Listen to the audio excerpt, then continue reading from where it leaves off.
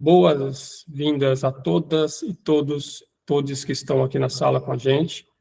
Quero agradecer imensamente a participação e que a gente reconhece a dificuldade que é para cada um conseguir colocar na sua agenda essa quarta-feira, reservar essas 2 horas aqui de encontro.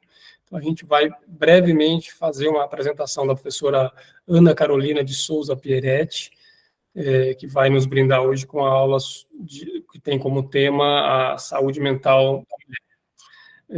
A professora Ana Carolina, ela é médica e mestre em saúde da família pela Universidade Federal do Rio Grande do Norte. Ela atua como psiquiatra pela Secretaria de Saúde do Recife e é professora do curso de medicina do Núcleo de Ciência da Vida da Universidade Federal de Pernambuco, em Caruaru. E é mãe de Bárbara. Ana, você nos ouve? Ouço sim, Davi. Eu queria também agradecer o convite, né, porque fazer essa aula foi uma oportunidade, inclusive, de revisitar, né, alguns temas, algumas coisas que em outros momentos eu talvez até tenha me debruçado mais, né, claro que devido à minha atuação hoje como psiquiatra, né, isso faz parte do dia a dia, mas a gente pensar sobre algumas coisas, e aí eu tentei trazer um pouquinho disso na aula, não é? Porque a maternidade também coloca a gente, às vezes, numa roda viva, a maternidade feita na pandemia, né? Eu acho que é um desafio para a gente conseguir conciliar essa vivência, né, do trabalho reprodutivo, do trabalho produtivo, da militância, do estudo, da reflexão, e quer queira, quer não, fazer essa aula, para mim, foi uma oportunidade nesse sentido. Eu tive alguns desafios aí no meio do caminho, né, que eu adoeci algumas vezes, Covid, inclusive, na semana passada, mais leve, mas quer queira, quer não, isso acaba mexendo um pouco com a rotina.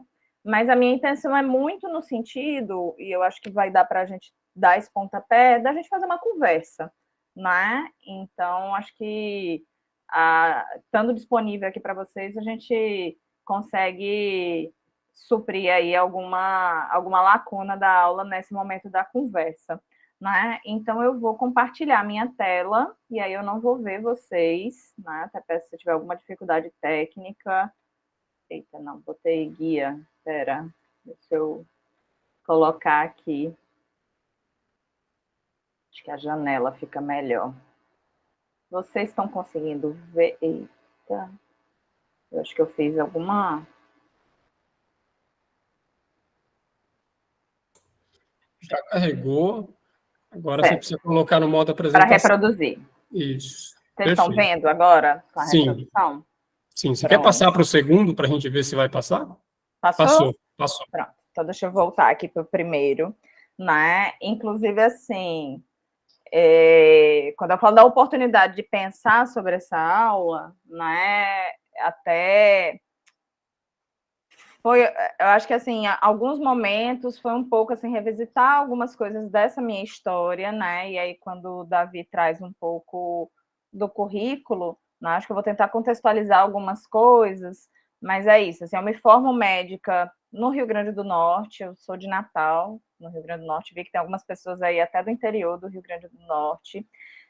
Logo depois de formada, eu vou trabalhar no sertão da Paraíba, na cidade de Cajazeiras, não é? E aí desenvolvo algumas questões aí nesse campo da saúde da família, faço meu mestrado na saúde da família, e vou falar um pouquinho também. Acho que foi um momento que, vinculado ao movimento de mulheres, né, eu consegui, vamos dizer assim, alicerçar algumas coisas que eu vou trazer hoje na aula. E aí, posteriormente, vou chegando mais perto da saúde mental, que já era um desejo, e venho para Recife fazer a residência em psiquiatria, numa residência em rede, né, que é a residência da Prefeitura do Recife, e hoje trabalho num CAPS aqui em Recife. Né? E aí essa aula foi um pouco também, preparar essa aula foi um pouco também esse encontro com essa narrativa. E aí eu pedi ajuda um pouco às pinturas da Frida, né, que é uma pintora que eu gosto muito, para meio que nos conduzir aí ao longo dessa aula. Então, assim, quando me foi colocado o tema da aula, eu acho que o mais natural, né, o mais, vamos dizer assim, no primeiro impulso, seria fazer uma aula colocando, né, os aspectos epidemiológicos, né, a diferença que a gente vê aí nos diversos estudos, né, de prevalência, de incidência, risco, né? Então, só para trazer um aqui, né, que se eu não me engano, foi um estudo feito na cidade de São Paulo, né, que vai trazer, por exemplo, prevalência de depressão em mulheres 23%, homens 10%, né? Então, a gente vê muito na literatura esse risco maior de mulheres estarem desenvolvendo o que muitas vezes a gente chama de transtornos mentais comuns, né? Depressão, ansiedade, transtornos ligados aí à afetividade, né? Enquanto homens, por outro lado, teriam um risco maior, né, de transtornos por uso de substâncias, uso de drogas, uso de álcool, enfim, isso é uma coisa que a gente encontra em diversos artigos. Mas eu confesso que eu acabei me sentindo mais inclinada a gente tentar dar visibilidade a esse sofrimento que está por trás desses dados, né? Pensar um pouco, refletir um pouco sobre o que leva a esse quadro, né? A esses fatos, enfim, é isso que a gente consegue quantificar, né? Mas talvez até mais compreender, né? Que aí eu acho que esses relatos, né, essas vivências que a gente tem na prática, esse quadro da Frida que ela faz quando lê no jornal a notícia de um feminicídio, né? Visibilizam para a gente a realidade, né, de muitas mulheres de violência doméstica, de violência sexual, da maternidade e seus desafios, suas dores, né, essa maternidade pouco apoiada, dolorida, né, muito cobrada também, né? Eu lembro dessa paciente que ela perde a guarda da filha, o quanto isso é doloroso também pela expectativa social, né, a respeito da mãe, né? E acho que uma coisa importante é que assim, ela perde a guarda da filha pro pai da criança, né? E pouco tempo depois ele deixa a criança com a mãe dele, né, para cuidar e se casa e vai morar em outra casa, né? Então, e isso é muito doloroso para ela, né? Não acompanhar esse crescimento, enfim. Eu acho que esses relatos trazem também as diferentes vivências a respeito do próprio corpo, né? Então, quando essa última usuária que eu comentei, né, fala das violências que viveu e agora um diagnóstico no corpo, né? E aí a gente teve uma consulta, um atendimento que foi muito importante, eu acho, né? Que ela traz algo que alguém comentou, que esse câncer ele poderia ser de origem emocional, né? E ela traz isso com muita culpa, né?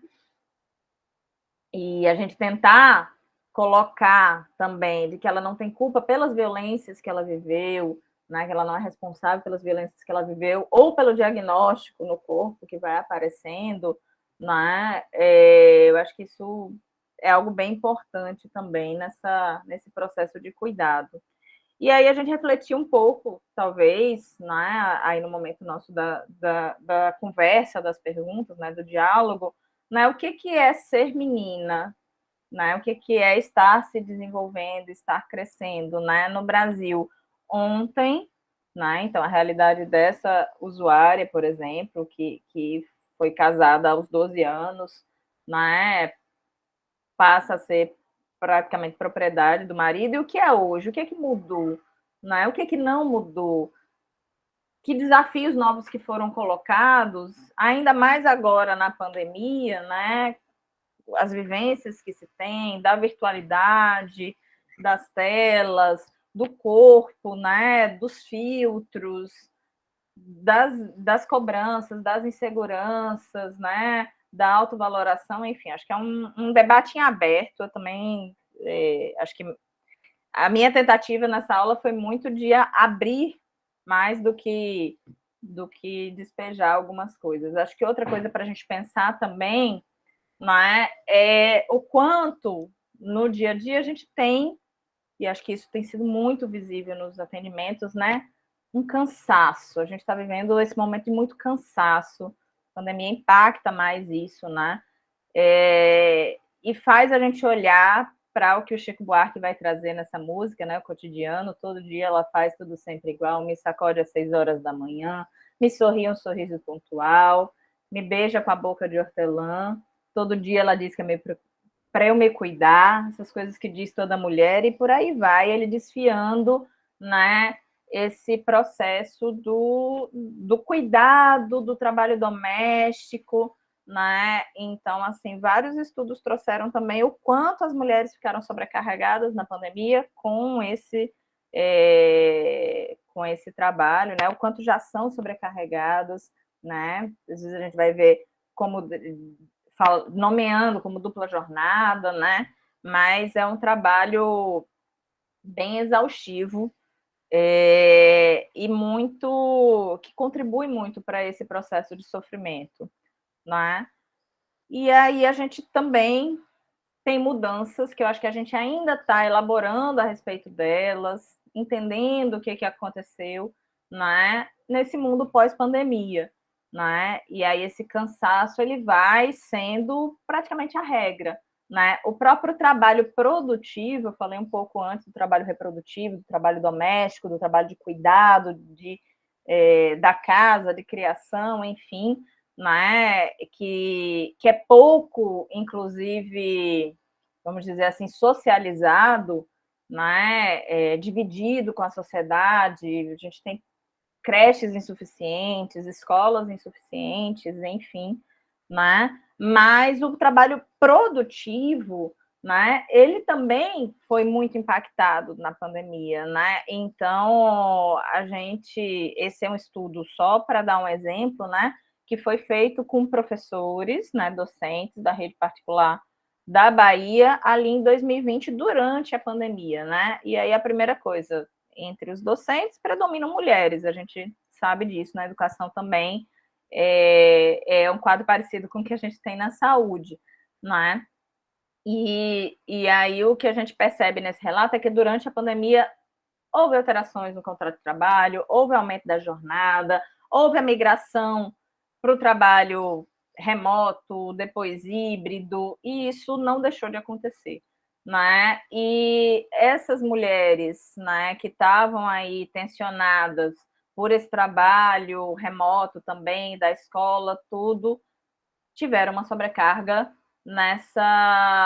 nesse trabalho doméstico também, muito maior do que os homens. Então, na hora que todo mundo tem que trabalhar em casa durante a pandemia, né, as mulheres ainda têm que fazer muito da casa, tudo da casa, muitas vezes, muito mais do que os homens, né? E isso impactou muito na situação de saúde, né? Então, nesse estudo específico, crise de ansiedade, mau humor, esse grande guarda-chuva que às vezes a gente usa nas formulações de atenção primária à saúde, né, dos transtornos mentais comuns, né, e um impacto muito grande na qualidade do sono, né? Aí talvez a gente passe a entender, tudo bem que aqui é uma realidade da pandemia, mas não é tão diferente do que a gente vê no dia a dia também, né? A gente passe a entender por que se tem tanto uso de medicações para dormir, né, as medicações da receita azul, que eu falei lá no começo, quando a gente faz o cuidado, principalmente na atenção primária à saúde, né? E aí, assim, eu acho que essa andada um pouco por essas realidades, né? Aquele estudo, por exemplo, na Bahia, vai trazer o recorte de raça bem importante, né? Eu acho que traz para a gente esse curso todo, ele vai partir dessa perspectiva de gênero, pelo que eu entendi, pelo que Davi trouxe, né? E aí eu acho que é importante a gente dar visibilidade a todas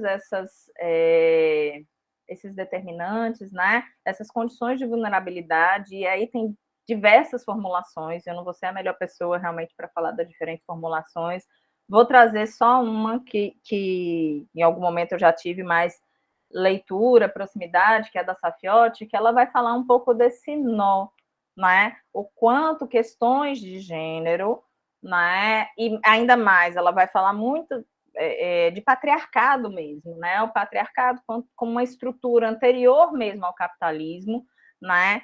Que se corporifica, né? Que é ideológica também, né? Mas se sente no corpo, né? Que justifica essa desigualdade entre homens e mulheres, esse vetor de poder, na verdade, né? Não é só uma desigualdade, reconhecer as diferenças, mas um vetor de poder, de dominação, né? De homens em relação às mulheres, né? Então ela vai falar que com a emergência das classes, com o capitalismo, aí a gente já tem outra ordem de vulnerabilidades que vão surgindo, né? E a gente não pode invisibilizar a questão do racismo, né? Então, ela vai falar um pouco desse nó de contradições, né?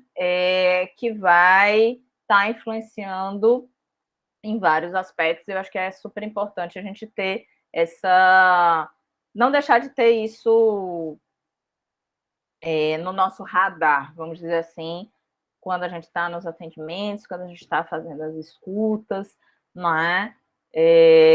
Das diferentes formas de sofrimento, não é?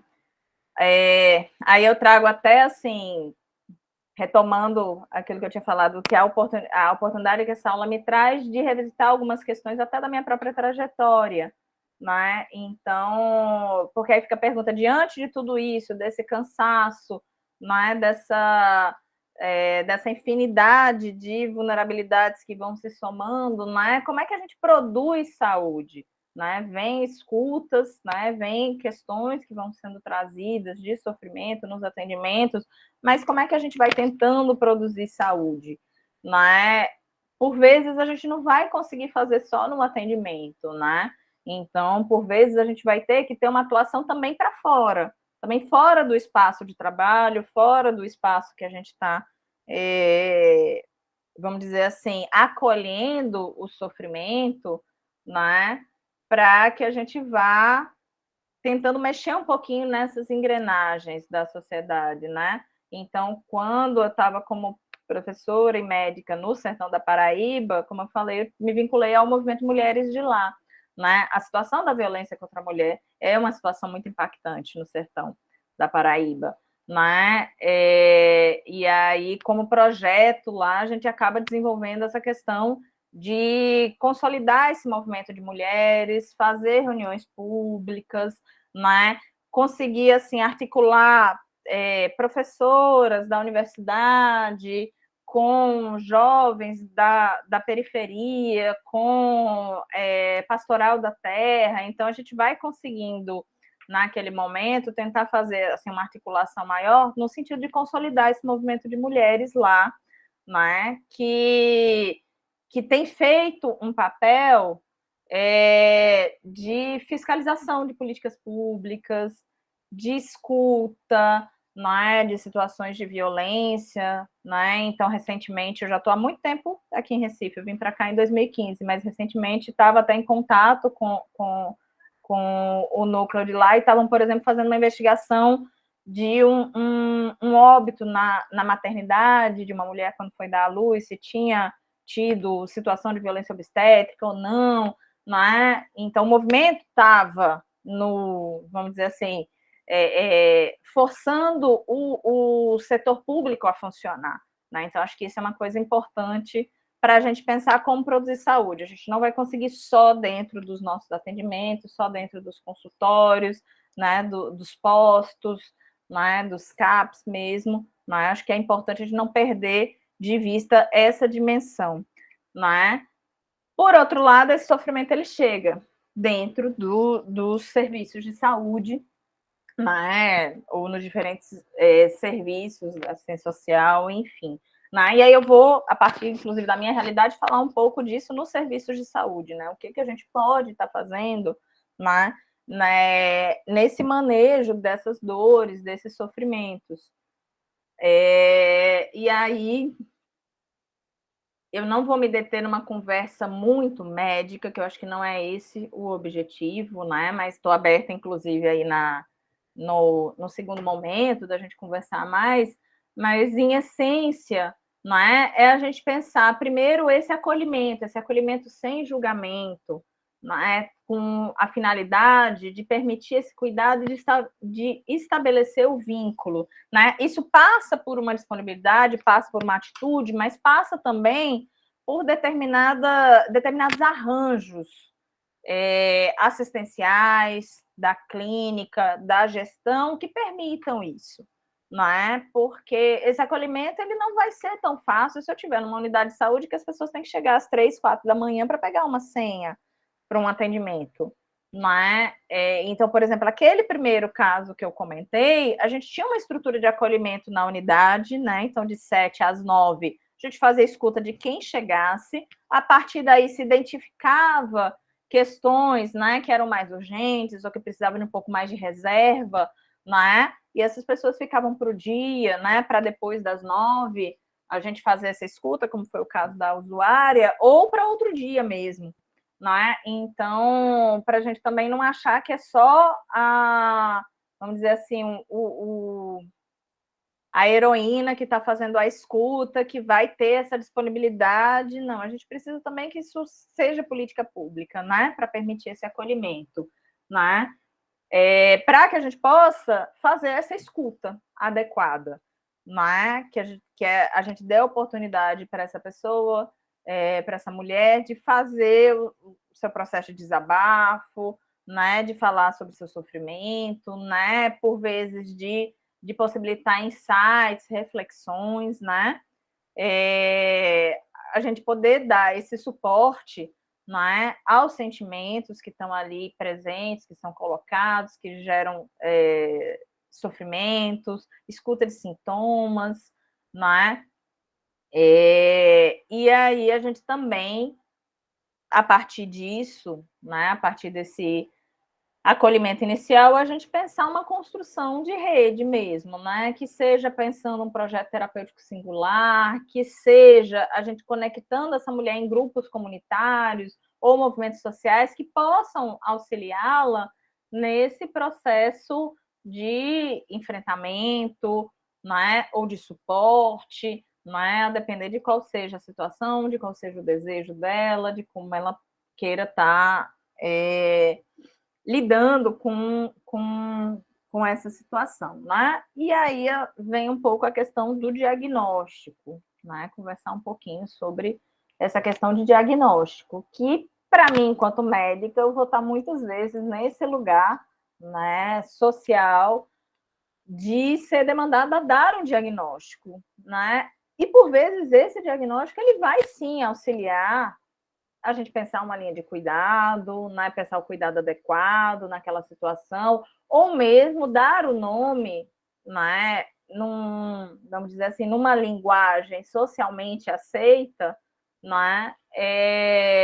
Aquele sofrimento que essa mulher está vivendo, seja no corpo, seja através de sintomas emocionais, né? Então, acho que a gente não pode ignorar isso também, né? Qual o papel do diagnóstico que o diagnóstico tem na nossa sociedade. Mas eu acho que é importante a gente historicizar isso, né? Então, por exemplo, nessa construção da aula, eu me coloquei em contato com uma dissertação daqui de Pernambuco, né? De uma autora da história que ela traz no título isso, Triste, Louco ou Má, e ela vai falar das mulheres que estiveram internadas no Hospital de Alienados daqui, né, o grande hospital psiquiátrico, a Tamarineira, né? Então, é importante, primeiro, a gente reconhecer que durante muito tempo a gente teve na saúde mental esse modelo de cuidado, né, de assistência, enfim, né, que foi o modelo asilar. E que para as mulheres ele traz um recorte um pouco diferente do que para os homens também, né? Então, o Foucault ele vai trazer muito essa coisa do asilo como sendo o espaço de colocar, progressivamente vai sendo o espaço de colocar os desajustados da sociedade, os desajustados nesse processo de ascensão do capitalismo, né? Para as mulheres, ele vai tendo também um papel de colocar aquelas mulheres desajustadas nessa estrutura patriarcal, né? Então, grande parte, por exemplo, das mulheres que foram internadas, que são levantadas nessa dissertação, o Estado Civil solteira, né? Então, muitas vezes, quando a gente vai vendo a história, também eram mulheres que não entraram no que era esperado naquela época para o comportamento da mulher, né? Então, é importante a gente ter isso em mente, né? Que a gente viveu esse momento do asilo como modelo de assistência, né? Com a reforma psiquiátrica, que eu vou falar um pouquinho mais à frente também, né? A gente vai pensando em serviços comunitários, a gente vai pensando no cuidado em liberdade, né? Mas isso ainda paira, né? Esse estigma, ele ainda paira entre nós, né? Acho que uma outra coisa importante para a gente pensar quando a gente está falando sobre diagnóstico é um processo cada vez mais intenso, e eu acho que a pandemia também vai intensificando isso, né? Que é o processo de medicalização da vida, né? Medicalização no sentido de que eu pego, por vezes, processos que seriam naturais, né? E eu passo a patologizar, a pensar que aquilo ali precisa de intervenções, né? Precisa de exames, precisa de medicação, né? Então, acho que isso até na aula que eu assisti também, que foi a Catana, a Thaís, né? E outra colega, que eu não me recordo agora o nome, né? Trouxeram um pouco isso, como no cuidado à saúde da mulher, a gente tem isso muito forte, né? A ginecologia falando muito a respeito do corpo da mulher. E aí, na saúde mental, isso a gente vive isso também. Eu acho que a pandemia está trazendo isso de uma forma ainda mais forte, né? A psiquiatria como aquela ciência que vai falar cada vez mais do que é normal, né? E de como a gente ter um estilo de vida cada vez mais medicado, né? Cada vez mais normalizado. Então, eu tomo um remédio para dormir, eu tomo um remédio para acordar, eu tomo um remédio para trabalhar, eu tomo um remédio para tristeza, né? E isso na vivência das mulheres também de uma forma muito intensa nos ciclos da vida, né? Então, no processo da adolescência, no puerpério, no climatério, né? E mesmo na vida que acontece em ciclos, né? Então, o transtorno disfórico pré-menstrual, né? Um nome aí mais patológico, vamos dizer assim, para as alterações de humor, enfim, né, que aconteçam aí no período pré-menstrual, né? Então, um processo cada vez mais intenso da medicina tomar para si a narrativa, o manejo, né, de situações que fazem parte da vida, né, que não necessariamente são patológicas. Né? Então, eu acho que quando a gente fala de diagnóstico, não é no sentido de demonizar, não é? Porque, por vezes, ele dá nome a algo que é pouco escutado, né? Então, por vezes, as mulheres elas conseguem ser escutadas a partir do momento que tem um diagnóstico, né? Ele pode possibilitar acesso à medicação, acesso a determinados direitos, a gente sabe disso, acesso a serviço de saúde, não é? Mas eu acho que é super importante a gente refletir primeiro a nossa história de estigma, né, de preconceito, de isolamento, mas também esse processo bem atual de uma medicalização cada vez mais intensa da vida, né, e de interesses também da grande indústria farmacêutica, né, de que a gente cada vez mais seja dependente de estar usando medicação para tudo, né? Então, acho que a gente tem esse cuidado. Eu acho que, no fim das contas, fazer o que o pessoal, por exemplo, da psiquiatria democrática na Itália, né, que é um movimento que acontece aí na década de 70, né, que vai inspirar muito a nossa reforma psiquiátrica, é o que eles vão falar de pegar aquela doença e botar entre parênteses, né, e olhar para a existência dessa pessoa, para a existência e sofrimento dessa pessoa, né, E aí eu trago o exemplo da Frida, né? Eu gosto muito dessa pintura da Frida, né? Porque eu fico pensando, será que a Frida hoje, né, com todas as situações que ela viveu, com todas as dores que ela vai trazer na pintura, como uma forma, inclusive, de elaborar isso, né? Ela teve poliomielite quando criança, né? Fica com dificuldade numa perna, né? Depois ela sofre um acidente, e por isso ela passa por diversas cirurgias, passa muito tempo na cama. A partir daí, inclusive, ela começa a pintar, né? E a pintura vai sendo, quando você entende essa história dela, quando se coloca em contato com essa história dela, você vai entendendo um pouco o que é isso que ela está trazendo nessas pinturas, e essa pintura vai sendo uma forma de dar liga, né? De elaborar. Eu fico pensando, Frida, talvez hoje, se entrasse num consultório, né, num atendimento, ia sair com 3, 4 CIDs, né, códigos de doença, né, diagnósticos, né, fibromialgia, depressão, né, um monte de coisa, e 3, 4, 5 medicações, né? E aí eu não estou demonizando isso, por um lado, né? Porque eu acho que se a gente pode aliviar sofrimento, né? Acho que a gente está nesse momento de refletir a respeito disso, né? Essas medicações, elas vêm para aliviar sofrimento, talvez a gente possa, sim, se utilizar delas, mas, por outro lado, que esse diagnóstico ou o uso de medicações, ele não invisibilize a existência, né? Acho que é muito mais sobre isso, né? Que a gente pensar, então, qual o papel que as medicações elas vão ter em tudo isso, né? Estou falando de medicação porque quando a gente fala de saúde mental, na maior parte dos serviços de saúde, né, o cuidado ele vai em grande parte se restringir a medicar, né? E como a gente tem medicações que têm um controle diferente, né? Demandam receita sempre para compra, na maior parte das vezes não são medicações de venda livre, né? Isso acho que dá muita visibilidade nos serviços de saúde, né? A essa problemática da saúde mental e essa, vamos dizer assim, restringir isso, né? Ou simplificar esse cuidado em saúde mental à renovação de receita.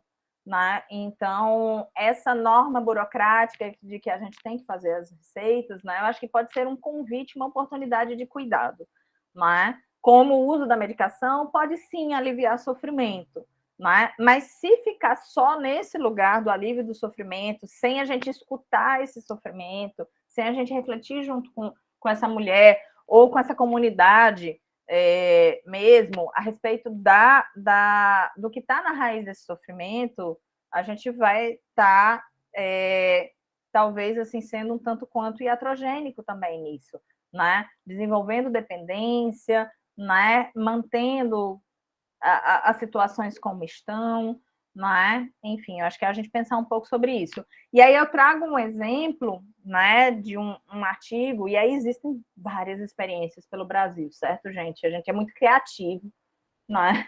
E que bom, acho que é a grande força do SUS, realmente, essa vontade nossa de estar fazendo diferente. Mas eu trago um artigo especificamente, que eu costumo trabalhar com ele com meus estudantes, né, que vai falar um pouco de uma experiência num CAPES 2 e numa estratégia de saúde da família. Ele tem esse título, que foi algo que me chamou a atenção logo, né? Homens carrapatos e suas mulheres, relato de experiência de saúde mental na estratégia de saúde da família. Né? Esse título, Homens Carrapatos, né, é algo que uma das mulheres participante dos grupos que eu vou comentar, né, traz, nomeando as relações, né? Como se dão, às vezes, relações de homens que sugam tudo dessas mulheres, né? E essas mulheres vêm exauridas, sem a vitalidade, procurar os serviços de saúde, né? Buscando uma medicação para levar a vida, né? Então, é um trabalho que vai se partir dessa problemática, né? De mulheres usando benzodiazepínicos, né? Numa estratégia de saúde da família, né? E aí o CAPES 2 ele vai nesse processo de matriciamento, de pensar uma ação em conjunto, né? Vai se pensar esse projeto, então primeiro são feitas visitas domiciliares pelas agentes comunitárias e agentes comunitários de saúde, né, identificando essas mulheres, convidando para participar de reuniões semanais, né, que tinham esse objetivo de problematizar o papel da mulher na realidade em que ela vive e qual é o significado do remédio na sua história, na construção dessa identidade feminina, né? Então, ou seja, colocar, ao invés do remédio ser algo que invisibiliza a história, mas ele ser uma oportunidade, o uso da medicação ser uma oportunidade de dar luz a isso, né? E se pensar sobre isso e até encontrar alternativas. Então, uma das dinâmicas era do grupo foi essa: se eu pudesse, eu trocaria meu remédio por, né? E aí vão aparecendo amor, carinho, né? Trabalho, né? Tranquilidade, enfim, né? E aí vai se entendendo um pouco, né? O que essa medicação substitui nesse momento. Outra dinâmica é a linha da vida. Então, elas se colocarem em contato com a história da própria vida, né? Quando que saem da casa dos pais, quando casam, quando têm os filhos, né? Como se sentiram em cada momento desse, né? Então, esse tipo de coisa, esse tipo de atividade, ajudando a compreender esse sofrimento psíquico que vai além do sintoma, para a gente não ficar só na insônia, na ansiedade, né? Mas entender um pouco o que está por trás, né? Esse trabalho também possibilitou uma aproximação entre as equipes, né, da Estratégia de Saúde da Família e do CAPS, né, e concretamente uma capacitação em serviço, né, e para os agentes comunitários e as agentes comunitárias de saúde, né, uma mudança de percepção. Então, passar a olhar mais para pessoas com sofrimento psíquico grave, né, e trazer essas pessoas para o serviço de saúde. E também eles puderam, entre eles, criar protocolos, né, fazer um prontuário unificado, para poder ter uma longitudinalidade, uma continuidade desses projetos terapêuticos que eram elaborados no processo dessa oficina. E aí, acho que uma coisa importante também para a gente trazer, que eu acho que o artigo vai fomentar um pouco isso, e aí eu não sei também a realidade de todo mundo que está assistindo a aula, se todo mundo é da saúde, se todo mundo conhece todos os dispositivos que a gente tem para o cuidado em saúde mental, que são pensados hoje. Me toquei agora que eu tenho uma desatualização já nessa aula, né? Porque talvez daqui a pouco a gente já não fale mais de NASF, né? Mas se a gente pensar, a gente tem as unidades básicas de saúde que devem sim fazer esse cuidado de saúde mental. Foi pensado durante muito tempo os NASF, que são os núcleos de apoio à saúde da família. Hoje tem uma nova portaria com o EMULT, né, que talvez seja algo que retome o que foi descontinuado do NASF no último governo, né? No sentido da gente ter o apoio matricial de especialistas, né, ter especialistas na atenção básica, dando suporte a essas unidades básicas de saúde em situações mais complexas, né, e a própria estrutura do matriciamento, que esse suporte seja feito pelo CAPS, seja feito pelo NASF, de uma equipe especializada a uma equipe de referência que está na ponta, que está lidando com as situações que estão ali, né? E aí a gente vai ter os serviços especializados realmente, que são serviços que a gente vai muitas vezes chamar de substitutivos ao que é o manicômio, né? Tem uma psiquiatra, que é a Ana Pita, que ela formula bastante na área da atenção psicossocial, que eu lembro de ter participado de uma oficina com ela, que ela até fala uma coisa que eu acho que é super importante, né? A gente não quer que o CAP seja substitutivo ao manicômio, né? A gente quer que a cidade seja substitutiva, né? Que as pessoas transitem pela cidade, né? Mas enquanto serviço de saúde, enquanto serviço de assistência, no processo da reforma, foram pensados os centros de atenção psicossocial, né? De diferentes capacidades, né? Por isso tem CAPs 1, 2, 3, né? Se é um município pequeno, se é um município maior, se funciona 24 horas, né? Para a população infanto-juvenil, para a população que tem problemas pelo uso de álcool e outras drogas, né? Então, tem diferentes perfis aí, né? Mas são serviços pensados para esse cuidado de pessoas com transtornos mentais graves, com problemas mais graves relacionados ao uso de álcool e drogas, né? Essa fala inicial é de uma usuária minha do CAPS, que o filho também é acompanhado em outro serviço, né? E é interessante que ela nomeia, acho que ajuda a gente até localizar na rede, né? ela fala assim, o meu filho também tem transtorno, mas o dele é da mente e o meu é dos nervos, né? Filho, se eu não me engano, tem um diagnóstico de um transtorno psicótico, acho que é esquizofrenia, e ela vem com muita coisa aí nesse grande guarda-chuva dos transtornos mentais comuns, né? Algo que narrativamente a gente vai ver como as doenças dos nervos, né? E aí, se a gente fosse localizar, né, por vezes essa primeira linha de serviços que eu coloco aí, ela estaria muito para esse cuidado, né, dos transtornos mentais comuns, do acolhimento ao sofrimento, que a gente não coloca como um transtorno também, né, de visibilizar esse sofrimento social também, né, estaria muito aí na atenção primária e suas diferentes nuances, né, que é o que é trazido. Os serviços especializados, eles estariam muito nesse suporte, sim, da atenção primária, mas também nesse processo da atenção psicossocial, da reabilitação, né, do cuidado de pessoas que convivem com transtornos mentais graves, né? Em muitas cidades, a gente tem esse modelo intermediário dos ambulatórios, né? Um especialista atendendo uma demanda programada, né? Muitas vezes encaminhada da atenção primária, né? Essa é a realidade ainda de muitas cidades no Brasil, Recife é uma delas, né? E no processo da reforma também foi pensado que a gente possa ter leitos para internamento, que por vezes a gente precisa de internamento em casos de crise, né? Apesar que o CAPS também atende crise, mas em algumas situações a gente precisa sim de internamento, né? Mas que esse internamento ele se dê em hospitais gerais, seja no modelo de enfermaria de saúde mental no hospital geral, seja leitos de saúde mental dentro das enfermarias habituais do hospital geral. Ou seja, a gente não precisa resgatar, fazer novos hospitais psiquiátricos, né? Quando a gente tem esse tipo de demanda, não é? Então, assim, é uma tentativa da gente fazer um panorama aqui, né, dos diferentes dispositivos que a gente pode contar na rede SUS para o cuidado em saúde mental, né? E aí, eu acho que para finalizar, já ir finalizando, né? A gente se perguntar um pouco por que ainda hoje, poxa, Carol, tu está falando da reforma psiquiátrica, né? Foi lá atrás, né? A lei mesmo é de 2001, né? Muita coisa já avançou, a gente tem CAPs, muitos hospitais fecharam, né?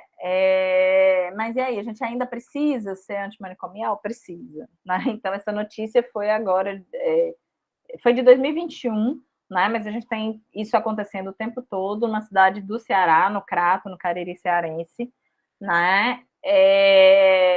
Uma clínica que foi denunciada a partir de um bilhete que uma das mulheres que estava internada lá involuntariamente, né? Entregou para a irmã dizendo que estava sofrendo abuso, né? E a partir daí a polícia chega e vê as condições dessa clínica. Então a gente tem também uma reativação do modelo asilar, seja em comunidades terapêuticas, seja em clínicas, né, com nome assim mais sutil de clínicas, né, reativando esse modelo de isolamento. E aí, como que quando a gente lida com mulheres, essa questão do abuso do corpo feminino, ele vai estar muitas vezes presente, né? Então, a gente precisa sim ainda ser antimanicomial. Então, o Dia Nacional da Luta Antimanicomial foi agora, no 18 de maio. Aqui são algumas fotos do ato daqui de Recife, eu não consegui estar porque eu estava com Covid, participei um pouco da organização, né? Mas o quanto é importante a gente estar mantendo, conhecendo a nossa história, né? Mantendo esse questionamento dos modelos de assistência, né? E reinventando novos modelos, novas formas de cuidado, de um cuidado que seja em liberdade, de um cuidado que não invisibilize, né, as histórias também, né, para que a gente possa realmente cuidar e realmente ser, né? E é isso, gente, eu posso estar passando a aula para vocês, né? Tem algumas referências, deixa eu parar a apresentação para poder ficar disponível para a gente conversar. Ana, muito obrigado pela sua instigante e maravilhosa exposição. Tá? A gente, acho que todos aqui têm a agradecer, depois você vai poder acompanhar o chat e as reações aqui, todo mundo gostou muito da sua aula. Gostaria de passar agora já para a Daiane, antes de passar para a Daiane Pimentel, que eu peço que já vai se preparando, eu gostaria de dar 2 recados. Eu vi aqui no chat, uma pessoa perguntou sobre certificado. Certificado a gente vai fazer, não é por aula, tá? Ele é por módulo. Então, a gente vai entregar o certificado nessa ou nas próximas semanas. A gente quer que as pessoas que se assistem gravado tenham a oportunidade de também ter acesso a esses certificados. Então, foi uma certa... A gente pensou que seria mais fácil para as pessoas que assistem gravado assistir sob demanda ali à noite, no feriado, mas, na verdade, está parecendo que é mais difícil. É mais fácil você colocar na agenda um horário e assistir ao vivo do que você conseguir juntar um link por semana para depois, no final do mês, você vai ver se tem 4, 5 aulas para assistir. Mas, enfim, sim, os certificados eles vão ser distribuídos, mas não por aula, é por módulo. E o nosso curso são 5 módulos. Nós estamos no 3º. Tá? Acho que tinha mais uma coisa, depois, se eu lembrar, eu passo esse recado para a gente não perder o raciocínio. Por favor, Daiane. Oi, Davi, obrigada. Ana, agradeço a oportunidade, né? A apresentação foi excelente e amplia, né, essas possibilidades de forma de cuidado. Eu fiz essa mesma pergunta, mas não deu tempo na aula passada, a gente estava discutindo sobre violência de forma mais específica, né, tipos de violência e tudo mais. E aí eu trago para a gente ampliar a partir da sua experiência também. Eu sou Daiane, também sou aqui de Recife, e eu tive uma experiência recente de diálogo na atenção básica sobre essa temática de violência. E aí, como a violência... Eu peço licença porque eu não estou conseguindo, não estou com acesso à câmera, tá? E como a violência é um evento perversamente democrático, ainda que atinja, né, populações mais vulneráveis, então, muitos profissionais, nesse contexto de unidade de saúde, se reconheceram nesse cenário de serem vítimas, de pontuar algumas situações de violações no cenário, inclusive, domiciliar e para além do domicílio também. E aí surgiu esse debate de como ressignificar a prática do cuidado quando possuímos a dimensão de dores e sensações de impunidade comuns, seja através da rede, que a rede seja ela insuficiente, ainda que há tensionamentos, né, encaminhamentos, mas a gente observa assim, muitas fragilidades em segmento, e também a impunidade do setor do Estado, né? Então, assim, como a gente se conecta com a dor do outro, com a dor, falando de atenção primária com o paciente, com o usuário, quando estamos também inseridos nessa situação. Então, como ressignificar a prática do cuidado? Então, foi um debate que não precisa estar no contínuo, né? Não se esgota, porque volta muito para a lógica do trabalhador, né? Cuidando de quem cuida, e quando tem esse recorte de mulher, de violência, isso se torna ainda mais complexo. Eu queria que você contribuísse de algum modo para a gente ampliar essas percepções. Novamente agradeço. Obrigado, Daiane. Ana, antes de devolver para você, eu só vou lembrar as pessoas um ato falho meu que eu não fiz no começo. Quem tiver alguma pergunta, algum comentário que queira compartilhar com a turma e com a professora Ana, a gente tem aqui no meio da tela, mais ou menos no meio da tela no Meet, na parte inferior, cadê meu dedo? Aqui, na parte inferior da tela, tem uma mãozinha. É só clicar na mãozinha que o próprio Meet vai organizando a ordem das falas, né, pela ordem de inscrição. Então, a partir de agora, quem quiser falar, comentar alguma coisa, trazer alguma experiência e dividir com a gente, é só clicar na mãozinha que depois a gente vai passando a palavra.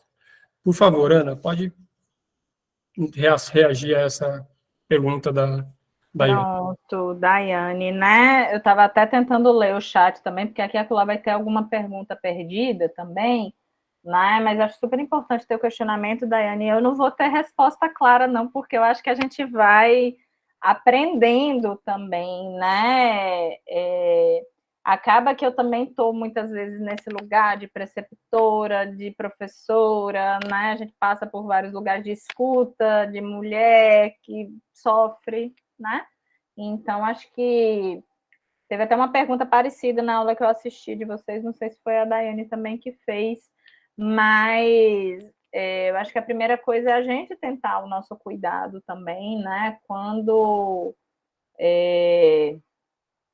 a gente vai trabalhando, por exemplo, com a formação dos estudantes, né? Hoje eu estou lidando com estudantes de 5º e 6º ano de medicina no estágio de saúde mental, né? E aí a gente tem algumas estratégias que vão auxiliando nesse processo de se colocar em contato com o sofrimento, digerir um pouco isso e voltar, né? Um pouco mais fortalecido. Então, a gente usa, às vezes, interlocução com a arte, né? A possibilidade de elaboração, né? Então, a gente tem no nosso estágio de saúde mental lá de Caruaru, uma carga horária específica para isso, para assistir alguns filmes, ler alguns livros com a nossa curadoria, e depois eles elaborarem sobre isso. E essa elaboração pode ser escrita, pode ser desenhos, né?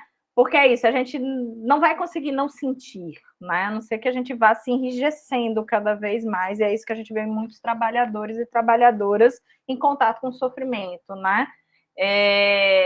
Mas também a gente precisa curar um pouco essas feridas, lamber um pouco essas feridas, né? Lá a gente também tem uma carga horária específica para autocuidado, né? Então a gente fala para os estudantes que eles têm que sim ir para a literatura, ver o que é autocuidado, pensar uma prática de autocuidado, né? Até para a gente poder enfrentar os índices cada vez mais altos de tentativa e de suicídio dentro da nossa categoria. Estou falando porque eu trabalho com educação médica, né? Mas eu sei que isso não é exclusivo dessa categoria de forma alguma, né? Então, isso eu estou falando de uma prática educacional que a gente começa na formação do profissional, né? E quando a gente já é trabalhadora? Né? E quando a gente não teve essa formação, como eu não tive, né? A gente vai aprendendo quase que autodidata. E aí, as sugestões que eu dou, na medida do possível, a gente engajando processos nossos, sim, de autocuidado, quem estiver na gestão e olhando para isso também, né? Seja através de processos de educação permanente, que a gente possa trabalhar, seja através de processos, né, de cuidado do servidor também, porque a gente viveu um tensionamento enquanto servidor muito intenso, enquanto profissional de saúde muito intenso na pandemia, e isso não foi visto, né? Na maior parte das cidades. Na verdade, o que se fez foi suspende férias, suspende tudo que minimamente garante nossa sanidade mental nesse processo de trabalho, né? Então, isso não foi olhado ainda. Eu acho que é uma ferida que a gente ainda não curou do cansaço da pandemia, né? Do burnout, né? Vem se falando muito de burnout, né? Esse esgotamento pelo trabalho é um debate muito intenso, porque na CID-11, né, a classificação de doenças, que vai entrar em vigor aí ano que vem, se eu não me engano, já vai aparecer como uma doença o esgotamento pelo trabalho. Então, acho que é algo que a gente tem que debater um pouco, né? A respeito disso. E aí eu digo para vocês, outro agradecimento de fazer essa aula. Para mim foi uma oportunidade de, por exemplo, fazer esses relatos, até os que eu não trouxe como slide, né? De olhar um pouco para esses relatos, de escrever, de colocar ali, de elaborar, de ler, de voltar, de pensar como que a gente lida, né? Porque por vezes também traz uma sensação de impotência muito grande, né? Então, eu não vejo outra forma que não se colocar em contato com isso que traz, se colocar em contato com suas dores, procurar auxílio, né? Que por vezes pode ser auxílio profissional, pode ser apoio, né? Porque faz parte do nosso trabalho, né? E colocar limites também. Por vezes há momentos que estamos muito doídas e que a gente não consegue executar parte do nosso trabalho. Então, acho que é importante também, né, colocar esse limite, reconhecer esse limite, né? E é bom quando isso acontece, por exemplo, em equipes que a gente pode se amparar, né? Eu lembro, no meu primeiro ano de médica de família, eu atuava numa unidade e eu tive um abortamento espontâneo, né? Naquele momento, para mim, foi muito doloroso fazer pré-natal, por exemplo. E eu pude me amparar na enfermeira e falar, ó, esses meses, se você puder, claro, se tiver uma urgência, uma situação que demande, né, que eu atenda, eu vou atender, mas num primeiro momento eu queria me afastar um pouco desse cuidado. Estou dando um exemplo que não necessariamente está vinculado à questão da violência, mas no sentido de dizer que as vivências nossas, do outro, vão encontrar ressonância muitas vezes na nossa vivência. A saúde mental, a gente está lidando com isso. Por isso que muita gente tem resistências a acolher, a lidar com demandas de saúde mental. Eu não acho que isso é da ordem cognitiva, eu não sei. né? Não, é porque é difícil sentir, difícil se colocar em contato com a dor do outro e a nossa, a dor da outra e a nossa, a história da outra e a nossa, né? E aí, muitas vezes, é um convite para a gente olhar para isso, mas também, assim, se respeitando, sendo gentil com você, certo? E a gente está aprendendo o tempo todo, viu, gente? Muito obrigado, Ana. A gente tem uma pergunta, já tem algumas outras mãos levantadas. Antes de ir para a pergunta das mãos levantadas, eu vou ler aqui uma questão que a Sil Rosa deixou no chat. Ela diz: professora, gostaria de saber sobre a permanência das mulheres nos atendimentos. Elas conseguem retornar após após reconhecer a violência que sofre? Manter presente nos atendimentos? Tá? Aí tem também um relato da Sirlene, que diz que é assistente social, trabalhou num CRAS e atendeu uma usuária que relatou que sofreu violência física e psicológica do companheiro por 17 anos. Sempre contribuiu para o INSS. Surtou aos 43 anos e foi aposentada por invalidez. Então, esses dois relatos, um pouco para ilustrar o que você trouxe, o que você tem falado, né? Agora a gente vai voltar aqui. Por favor, Carla, Michele. Oi, bom dia. Eu vou deixar a câmera desligada porque a internet está um pouquinho ruim aqui na cidade. Eu queria falar que foi muito importante para mim essa aula, me incentivou bastante. Eu sou agente comunitária aqui no interior do Rio Grande do Norte e eu tenho alguns projetos. Eu passei no concurso público aqui e está sendo um pouco difícil a adaptação por eu ser mulher e trabalhar no meio bem masculino. Então, nunca é validado o que se fala, eu procuro me aperfeiçoar. Eu tenho um projeto direcionado à saúde da população LGBT, que foi a partir de uma violência que eu assisti quando cheguei aqui na unidade. A paciente veio pegar uma receita e foi tratada com muito preconceito. Então, a partir daí, eu procurei a Secretaria Municipal do município e a gente conseguiu formular um projeto que já participou até do Congresso Nacional de Saúde da Família, foi submetido ao meu trabalho, eu faço faculdade também, e aqui a gente tenta formamos protocolos, e não é meu lugar de fala, mas eu me vi obrigada, como mulher que já sofri violência, em fazer alguma coisa. Era uma adolescente trans e foi muito triste assim a situação que ela ficou, além da violência que ela recebia dos familiares, a violência de você chegar à procura de ajuda num ambiente de saúde, que era para ser feito o acolhimento, né, ter o acolhimento e o direcionamento do que era para se fazer, você sofreu um preconceito também. Então, é muito triste, e é uma realidade. Nós, após a pandemia, mulheres principalmente, que trabalhamos no setor de saúde, direcionado, e nós, agentes de saúde, que estamos ali, a gente recebe a pancada de todos os lados, tanto da população que ficamos no meio, né? Somos mediadores entre a população e o poder público. Então, a gente sente o impacto do que está acontecendo na comunidade. E é muito doloroso a gente assistir certas coisas e passar por certas coisas no ambiente de trabalho. Estou passando tenho ajuda psicológica, né? Estou fazendo o acompanhamento, mas ainda é um sentimento assim de muita tristeza. Obrigada, gente. Muito obrigado, Carla, pelo seu relato, pela sua questão. A gente tem percebido, né, no âmbito dos projetos que a gente trabalha, a dificuldade que o profissional do assistente de saúde, né, tem enfrentado para conseguir realizar o seu trabalho, para conseguir fazer o trabalho que muitas vezes gostaria de fazer e não consegue. A gente se solidariza com você e com essa classe que realiza um trabalho tão importante no SUS. Agora, passar a palavra para Ruth Pereira. Bom dia. Me escutam? Sim, Ruth. Bom dia, professora, todo mundo. Primeiramente, agradecer a aula, foi ótima. Eu sou psicóloga, não atuo na rede pública, nunca atuei, então algumas questões da rede eu não entendo. E aí, falando um pouquinho da realidade onde eu vivo, é uma cidade bem pequenininha aqui no interior do estado do Rio. E aí, o que eu observo, né? Quando dentro da aula colocou a questão dos leitos nos hospitais, aqui na minha cidade tem uma Santa Casa, que hoje a maior parte dos atendimentos são particulares, e aí tem um pedaço da Santa Casa, né, que faz atendimento ao SUS. Fora isso, a gente não tem outros hospitais que atendem SUS. E aí, às vezes que eu, por acaso, passei lá e vi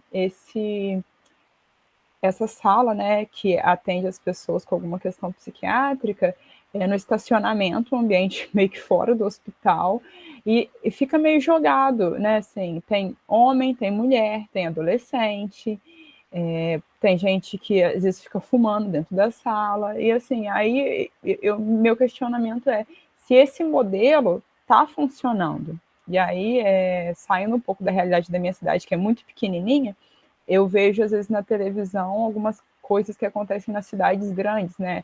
Na capital do Rio, até mesmo em São Paulo.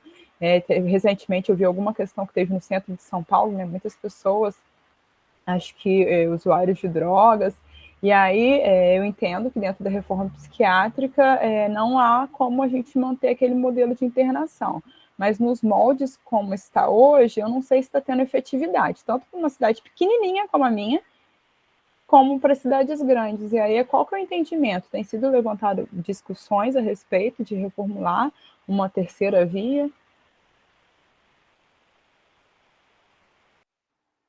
Davi, você vai querer ler mais alguma pergunta, abrir para mais alguém, ou já posso ir respondendo? Você pode responder, depois a gente volta para as questões. Pronto.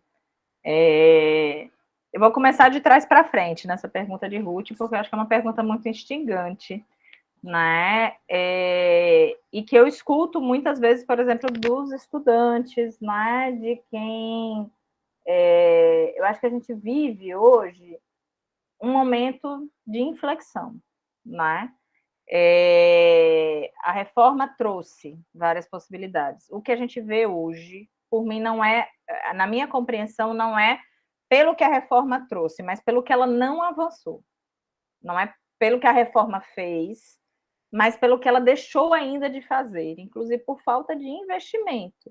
Né? Então, pelo menos desde 2016, a gente tem, em termos de política de saúde mental, né, vou falar até o final do ano passado, não consigo falar com propriedade deste ano, né, a gente teve uma inflexão de modelo.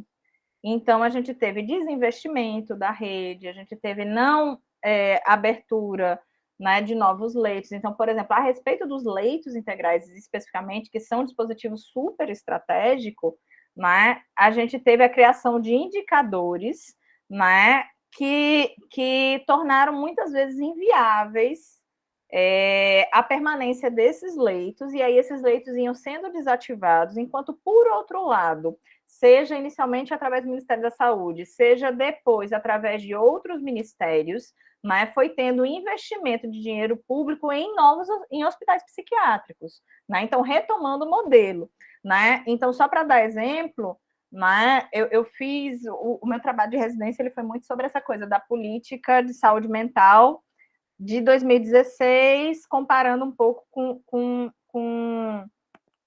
o modelo lá de Trieste, da psiquiatria democrática, o que teve, né? Olhar um pouquinho essas trajetórias.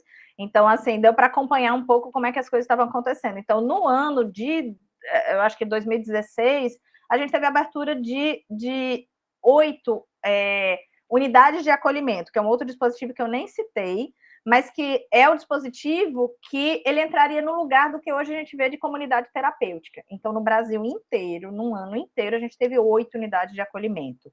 Né? Ou seja, lugares onde pessoas com questões, problemas relativos ao uso de álcool e outras drogas, né, que precisavam de acolhimento, vamos dizer assim, de dormir, de onde dormir, não é o espaço do internamento, do tratamento, que isso acontece no CAPS, por exemplo, né, mas esse espaço de dormir, apenas 8 abriram no Brasil. Enquanto isso, a gente teve um financiamento altíssimo de comunidades terapêuticas.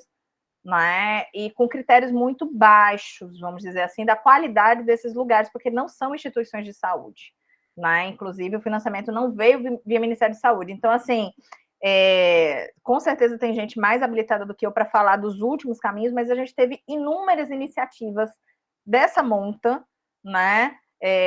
Do tipo de criar critérios, fazer uma fiscalização, e essa fiscalização, ao invés de servir para fortalecer um determinado dispositivo, fechar, né? Fechar CAPS, fechar leito integral. Então, a gente teve isso nos últimos anos muito intensamente. Não teve abertura de serviços, né? Então, eu vim para Recife em 2015, Recife tinha 17 CAPS. Esse ano, Recife estava com 15 CAPS funcionando. Então, não abriu nenhum CAPS, pelo contrário, retrocedeu, né? Porque teve CAPS que passou a funcionar 2 CAPS numa unidade só, né? Por falta de investimento, de todos os níveis, né? Mas principalmente do federal, eu coloco, porque o federal ele tem essa prerrogativa de fomentar, por exemplo, uma cidade pequena, né? Onde você tem um pouco mais de dificuldade de ter especialistas em saúde mental, de ter expertise para... Então, você precisa de ter um edital, você precisa de ter um amparo para que se fomente essa mudança de modelo nacionalmente num país das proporções do Brasil, né? Então, para te responder, Ruth, o que você vê não é o que a gente fala, não é o que a gente deseja, não é o que a gente vê, inclusive, em todos os lugares, não é? Mas, sim, a gente teve muitos problemas. Eu espero que a gente passe a ter outro caminho, né? Da mesma forma que, por exemplo, o NASF foi desativado pelo governo federal no ano passado, acho que foi no ano passado, né? Da mesma forma que a coordenação de saúde mental foi extinta. A gente terminou o ano passado sem coordenação de saúde mental no Ministério da Saúde. Agora a gente tem um departamento de saúde mental, né? Então, eu acho que isso fala muito do que a gente viveu. E agora, por exemplo, a gente tem uma portaria com EMULT, que talvez seja o que o NASF era, né? A gente ainda não sabe. Né? Acho que a gente precisa ainda ver mais desse tipo de coisa. A gente precisa de uma grande reconstrução do SUS, né? Pós-pandemia, pós esses desfinanciamentos, né? Essas mudanças de modelo mesmo. Acho que a gente precisa viver isso. Não vivemos ainda, né? Eu ainda estou aguardando. Acho que a gente precisa de mais reforma. A gente tem experiências muito interessantes no Brasil, em cidades pequenas, em cidades médias, em cidades grandes, né? E eu acho que a gente precisa revisitar isso, porque senão elas vão se desmantelando também, os trabalhadores vão ficando cansados, a coisa não vai acontecendo, né? As famílias vão cansando, né? Vão olhando para esses outros modelos e falando, mas aqui pelo menos eu consigo deixar meu familiar ali e eu descanso, eu respiro. Né? Então, a gente tem que dar um modelo efetivo, que realmente na vida e na existência das pessoas funcione. Né? Daí eu acho super importante essa tua pergunta. Né? E aí, trazendo um pouquinho as perguntas do chat, Benícia falou um pouco de quais as possibilidades quando a gente vê essa realidade de muita medicalização. Né? Por isso que eu quis trazer um pouco esse artigo dos homens carrapato e as mulheres, né? Porque eu acho que ele traz uma possibilidade, né, de você pensar uma escuta diferente, né, de ressignificar esse uso do medicamento. Eu acho que a gente tem tido, no geral, uma presença maior no serviço de saúde das práticas integrativas e complementares em saúde, que eu acho que é uma possibilidade, né? Acho que a gente se ancorar também nas práticas de promoção à saúde, né? Práticas comunitárias também, né? Acho que começa com essa escuta, que não fique só preocupada em fazer o diagnóstico ou encaminhar para quem faça, né? E medicar ou encaminhar para quem medique, né? Então, acho que quem escuta, já escutar com uma sensibilidade diferente, já começa a gente a ter possibilidade de enfrentar essa questão da medicalização. E que ofertas que a gente vai trazer, o que a gente vai estar fazendo, né? Também eu acho que são algumas possibilidades, né? E aí teve a colega que perguntou sobre a permanência nos atendimentos, os retornos, né, nos serviços. É muito variável. Eu não consigo ter... o CAPS que eu trabalho, por exemplo, a gente ainda trabalha com prontuário de papel. Então, eu não consigo, por exemplo, ter dados, né? Ter essa compreensão dos dados. Então, eu vou falar somente, assim, da minha experiência, né? Assim, do meu sentimento, muito mais, né? Por vezes, muitas não voltam, mas muitas voltam também, né? E eu acho que a gente tem que ter um cuidado sempre do não julgamento, né? Porque por mais que a gente reconheça uma situação de violência que está acontecendo ali, né, ainda assim vai ser aquela mulher que vai decidir, né, é diferente quando a gente está na situação de violência com a criança, né, que a gente tem outras entidades, a gente tem a prerrogativa da gente fazer a proteção da criança, mas a mulher ela vai ter que procurar meios de sair daquilo ali. Então, o que a gente pode ter sensibilidade nessa escuta, né, articular rede, então, com serviços de violência, por exemplo, né, que possam estar ajudando essa mulher nesse caminho do enfrentamento à violência. Né? Se essa mulher não quiser fazer esse enfrentamento, eu já vivenciei situações em que para mim era, inclusive, muito difícil de escutar, né? Mas continuei apoiando, né? Estando lá, escutando, né? Os sofrimentos, as dores, né? De estar numa situação de violência, né? Então, acho que o atendimento em saúde mental, ele traz, antes de tudo, uma prerrogativa de não julgamento. Né? Acho que isso é um cuidado que a gente tem que ter. Né? Eu posso ser super militante lá no movimento social, por isso que eu trouxe, inclusive, essa possibilidade da gente enfrentar isso em outros aspectos, porque, às vezes, no próprio atendimento, quem vai colocar o limite do enfrentamento disso é a pessoa que está ali diante de mim, certo? E aí, Carla, né, que é a CS no interior do Rio Grande do Norte, que está trabalhando com população LGBT, super importante esse teu trabalho, viu, Carla? Continue, busque parcerias, né?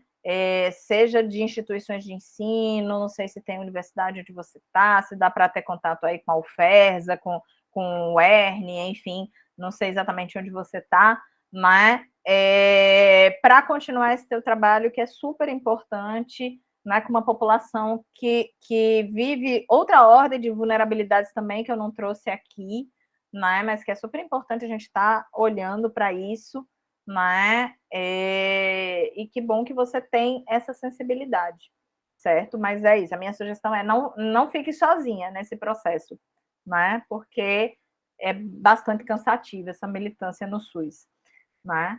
Acho que eu respondi todas as do chat. Vamos partir agora para a próxima. A Rosana já levantou a mão, a gente vai fazer uma segunda rodada. A Rosângela Lídia, ela colocou aqui no chat um relato, né? Na verdade, não é uma pergunta. Ela diz: sou assistente social no Hospital do Idoso, em Curitiba. Consigo observar nas demandas recebidas aqui no hospital, que não atende apenas idoso, o grande aumento de tentativa de intoxicação exógena, principalmente de mulheres, e principalmente o aumento de mulheres que estão em uso de substâncias e em situação de rua, quando não são idosas em surto psiquiátrico, e que as famílias se excluem do processo de reabilitação dessas usuárias. Então, esse foi o relato da Rosângela Lídia, e agora eu vou pedir para a Rosana Lago, por favor, se preparar para fazer a pergunta dela. Bom dia, Rosana. Bom dia a todos, todas e todos. Bom dia, professora Ana. Eu sou a Rosana Lago, sou da Frente Nacional de Mulheres com Deficiência, que tem enfrentamento e combate à violência doméstica e familiar sofrida por essas mulheres. Eu sou uma mulher com deficiência, também vítima de relacionamento abusivo. Quando a senhora estava na sua fala, a última agora, me lembrei dos dados que trouxe o IPEA junto pelo Atlas da Violência, que foi divulgado em 2018, e que justamente nos chama a atenção para essa violência que é institucionalizada, para essa violência que não tem dados quantificados pela Secretaria de Segurança Pública, pelo Ministério de Segurança Pública, mas sim foi quantificado pela área de saúde. E aí eu vejo que é uma importância muito grande os profissionais estarem preparados até para identificar e poder denunciar. Claro que isso precisa de mecanismos, protocolos suficientes, porque a gente só teve o seguinte dado, de 68% das mulheres que chegaram a um posto de saúde pedindo ajuda, pedindo assistência, que são mulheres com deficiência, na sua grande maioria, pretas, pobres, de periferia, são mulheres com deficiência intelectual, seguida de mulheres com deficiência física. Então, se não fosse a saúde, essa porta, esse acesso à denúncia e à divulgação, nós não saberíamos, ao menos, que esse dado existia, porque não existe dados estatísticos. Eu queria, na verdade, não é uma pergunta, eu queria um comentário acerca disso e que a gente pudesse avançar como uma política também, né, necessária. E a Frente Nacional, ela faz esse enfrentamento junto com tantas outras mulheres, é um coletivo do qual nós estamos nas 5 regiões do país e dando visibilidade, jogando luz, né, para esse tema, para que não fique, para que essas mulheres não sofram de forma silenciadas e invisibilizadas. Obrigada, Davi, pela oportunidade. Muito obrigado, Rosana. Agora nós vamos para a pergunta da Natália Cristina. Antes da Natália, eu peço que ela já se prepare, mas queria falar uma coisa para a Rosana, que quando a gente pensou o curso, Rosana, no começo do planejamento, né, do começo do ano até, a gente não tinha uma aula pensada para a questão da saúde da mulher com deficiência. Agora a gente conseguiu e vai ter no segundo semestre, em agosto, uma aula específica para as mulheres que enfrentam deficiência. Então, você foi a nossa inspiração, porque logo lá nas primeiras aulas você falou sobre isso. Então, a gente agradece muito esse apoio. Que bacana. Oh, fico muito feliz, viu? Parabéns à iniciativa de vocês. A gente precisa, de fato, falar disso, porque o enfrentamento é muito grande, né? Falta um preparo muito grande, principalmente para as mulheres com deficiência intelectual. Eu, Rosana, consigo chegar a externar o que eu sinto, o que eu estou sentindo, posso chegar num consultório, num posto de saúde, mas a mulher com deficiência intelectual, ela já tem essa limitação. E assim, a gente precisa também ter os equipamentos que são acessíveis, como a maca para fazer o exame de, né, Papa Nicolau, o mamógrafo é muito, muito complicado para uma mulher na cadeira de roda fazer o exame, né, da mamografia. Então, muito bom a gente poder discutir isso, tá? Eu fico muito feliz, parabéns aí a vocês. E obrigada, tá, por estar contribuindo. Obrigado, nós. Por favor, Natália, Cristina. Bom dia. A minha dúvida, eu sou estudante de psicologia e estagiei durante um ano num CAPS aqui no Rio de Janeiro. E eu percebia que tinha muita dificuldade dos usuários novos entender como era a dinâmica do CAPS, que era multidisciplinar, que não necessariamente eles iam ser atendidos por um psiquiatra. E eu percebi que tinha muita dificuldade de voltar quando eles entendiam isso. Que em uma ou duas, aí via que era atendido por um psicólogo ou por uma enfermeira, e aí já começava a não voltar mais, a ida era muito, muito baixa, e daqui a pouco não ia mais. E o CAPS, pelo menos no qual eu trabalhava, tinha uma dificuldade muito grande de ir até a casa do usuário. Não tinha profissionais bastante para fazer essa visitação. Então era difícil resgatar esses usuários que a gente percebia que precisava de um acolhimento, mas não tinha como ir até eles. Às vezes a gente até percebia que de fato eles precisavam de um atendimento com psiquiatra, mas a gente só tinha um psiquiatra no CAPS. Então era muito difícil conseguir fazer esse usuário ser atendido pelo psiquiatra. E eles terminavam não voltando. E a minha dúvida é essa, assim, como lidar com esses usuários que achavam, na minha percepção pelo menos, parecia que eles achavam que o atendimento com a enfermeira ou com o psicólogo não era o bastante. Então, assim, como lidar com eles, como fazer ou auxiliar eles a entenderem que, por mais que aquilo não seja o atendimento com o psiquiatra, já era uma ajuda, sabe? É isso. Muito obrigado, Natália. Eu vou passar para a professora Ana, para que ela responda esse bloco. E aí, se mais alguém tiver questionamento, pergunta, relatar alguma experiência, clicar na mãozinha, por favor. Ana? Pronto, Davi, acho que eu vou começar também de trás para frente com essa pergunta de Natália. E aí eu também não vou ter receita de bolo, vice, Natália? Porque eu acho que o CAPS ele é um modelo muito próprio né? Então, surge a partir de experiências, e daí que eu falo, a importância do governo federal, né? Porque a partir de experiências como de Santos, né, de vários lugares, de Sobral, né, se olha para isso e fala, eita, isso é algo que a gente pode fazer, pode ser a resposta a essa mudança asilar que a gente quer, e isso vai para portarias, isso vai para investimento de começar, de custeio, né? Mas houve um momento que existia congresso de CAPES, né? Para que os CAPES se encontrassem, isso faz muito tempo, isso não foi nem em 2016 que não teve mais, já faz mais tempo, né? Para que os serviços se encontrassem e conversassem sobre esses modelos e esses desafios do cotidiano da gente lidar com o imaginário, com o modelo de saúde mental, que é muito médico-centrado, é muito centrado na medicação, né? Então, o que eu percebo, Natália? Serviços que conseguem ser mais interdisciplinares, inclusive nas ofertas, né? A gente vai aos poucos reduzindo essa demanda do imaginário de ambulatório, né? Por isso que eu falo, não é todo lugar que tem ambulatório. Eu, por mim, não existia ambulatório, né? Mas eu reconheço que culturalmente, em muitas cidades, né?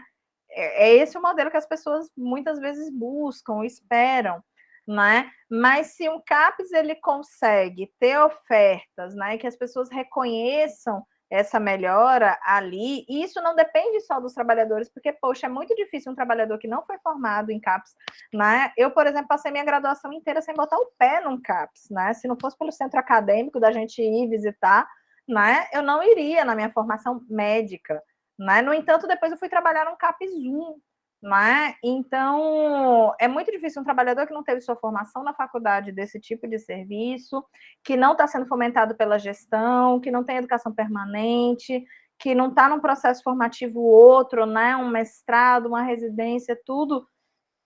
Ter esse insight de falar, não, isso a gente vai fazer diferente. Entendo que eu não estou culpabilizando os trabalhadores, responsabilizando os trabalhadores por essa realidade.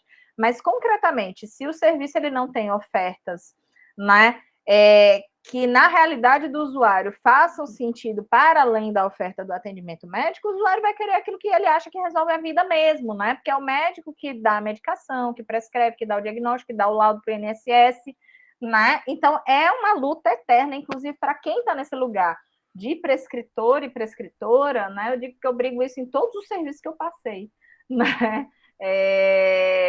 De tentar sair um pouco desse lugar para que as outras pessoas também se coloquem em outro lugar, né? Então, e aí essas dificuldades que você coloca são dificuldades de muitos serviços. Eita, não tem carro, eita, não tem trabalhador suficiente para ir para o território, eita, não tem carga horária suficiente para fazer, né? Tensionamento, não tem outra solução, é tensionamento, a gente esperar que do ponto de vista federal venha um investimento diferente, ou do ponto de vista municipal, que é o executor no fim das contas. Então, por exemplo, nesse serviço que eu estou hoje, assim que eu cheguei, eu falei, gente, eu preciso de um turno para território, né? Até o mês passado, eu estava, inclusive, fazendo grupo de práticas integrativas no CAPES, né? A gente teve um curso, por exemplo, de práticas integrativas para todo mundo da rede, eu falei, eu quero fazer. Né? Mas tu não pode sair os 2 turnos do serviço para fazer o curso. Então, deixa eu fazer só um, né? Eu faço na reunião, enfim, é uma briga eterna, né? Para conseguir também a gente sair um pouco desse lugar, né? E aí eu acho que tem uma realidade também, sabe, Natália, que durante a pandemia a gente viu uma ambulatorização muito intensa dos CAPs, né? Como a gente não podia fazer grupo, né? Colocar muita gente amontoada, então se continuou nas ofertas individuais. Acho que muitos serviços ainda estão com dificuldade de retomar, né? E a própria alocação de profissionais, eu acho que isso mudou um bocado, né? Eu vejo que, por exemplo, do trabalhador médico, isso mudou muito. Os interiores estão com muito mais dificuldade, né? Isso que você fala, eita, só tinha um psiquiatra, né? Eu percebo que há uma dificuldade grande de alocação desse profissional, e isso fortalece essa lógica do tipo, eita, é o dia do atendimento médico, então fecha tudo, porque os usuários vêm só para esse atendimento, e aí tem que atender 20 nesse dia, e aí como é que esse profissional também vai fazer uma escuta diferenciada se tem uma grande quantidade de gente para atender, certo? Então, assim, são muitas coisas que tem para chegar a essa realidade que você traz. Abro aqui, mas eu não quero falar. Enfim, E aí, assim, respondendo um pouco a Rosângela, né, na verdade ela faz um comentário, né, que tem visto mais tentativas, talvez, de suicídio, são intoxicações exógenas, né, a gente tem visto isso também, né, eu acho que é uma questão também aí, que a gente ainda está entendendo como é que está esse mundo pós-pandemia, acho que a gente está com mais acesso à medicação, as pessoas têm mais medicação em casa, né, e acho que a gente ainda está entendendo o quanto o processo do isolamento, o esgarçamento dos vínculos, isso impactou, e a gente tem visto isso realmente, né? E aí eu acho que a Rosana, ela traz uma coisa importante de lembrar, que é a questão das notificações, dos dados, né? Que eu acho que até falei, assim, vai caber à mulher decidir se vai buscar esse serviço ou aquele, mas aí no intuito do enfrentamento à situação de violência, mas a notificação enquanto profissional de saúde, a gente deve fazer sim, notificação de violências, né? Seja tentativa de suicídio, seja violência interpessoal, então tem as fichas para notificação.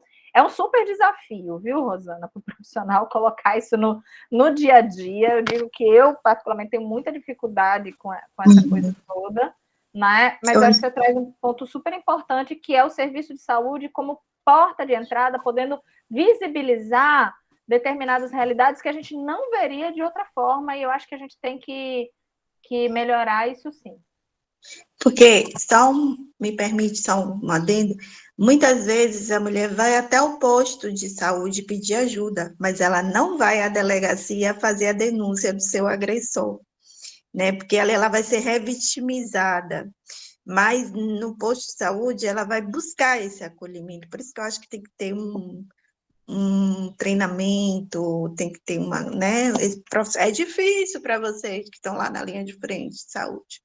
É difícil, porque já é outro viés, né, dentro da saúde que a gente está enfrentando. Porque na pandemia a gente teve duas pandemias, da Covid e da violência, que aumentou significativamente os casos. Obrigada.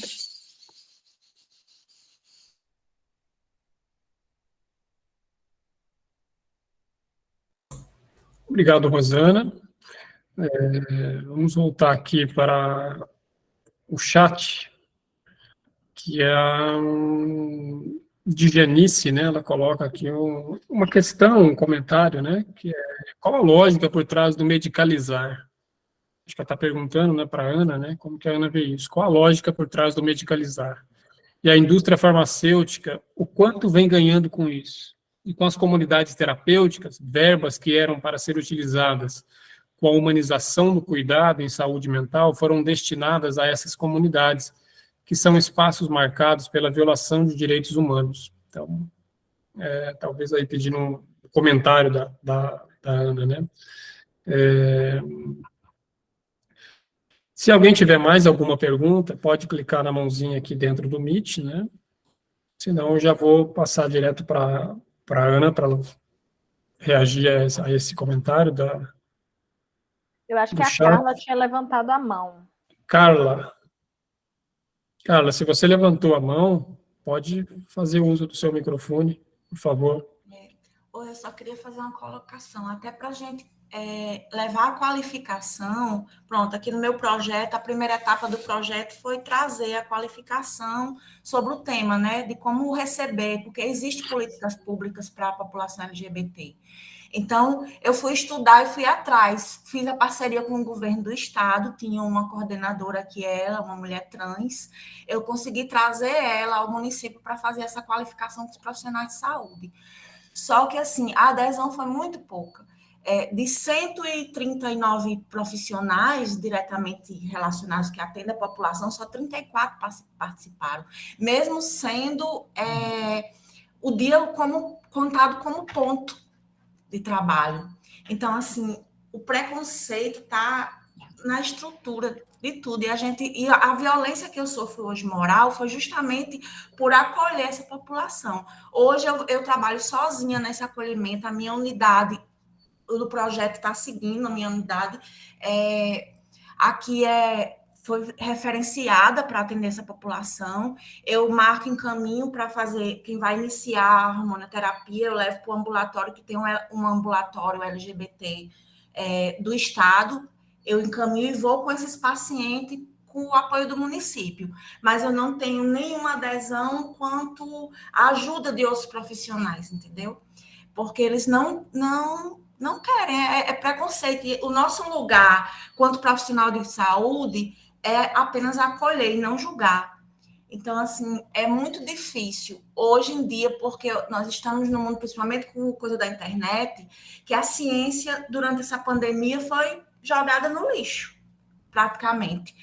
Qualquer pessoa dá pitaco sobre qualquer coisa que ache que aprendeu no Google. Então, e não liga de procurar fontes seguras para fazer determinados posicionamentos.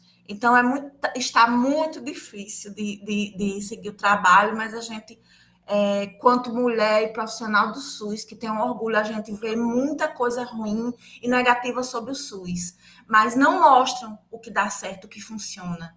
E eu luto muito para mostrar essa parte, e não desisto de jeito nenhum. Carla, tu estás em qual município? São Rafael, Rio Grande do Norte. É uma cidade que foi submersa. Eu sou embaixadora do projeto. Através desse projeto LGBT, eu fui convidada a participar de um projeto da Johnson & Johnson. Se chama Casa dos Agentes. Quem quiser conhecer, lá foi ministrado mini cursos direcionados de como a gente atender a população. E um desses que eu participei da elaboração é o direcionamento, porque o agente de saúde, ele direciona os pacientes. A gente chega nas casas, pronto, essa menina que é trans, que tinha violência doméstica, ela sofreu, a gente via todos os dias quando chegava para fazer a visita domiciliar, a maneira como ela era tratada pelos irmãos, na escola era proibido de sentarem perto dela, era muito complicado. E hoje não, hoje ela foi direcionada, eu faço o atendimento, a gente formou grupos para ouvir a população antes de começar o projeto em si, porque não é o lugar de fala, a gente tem que ouvi-los para saber o que eles esperavam, o que eles queriam do poder público, né?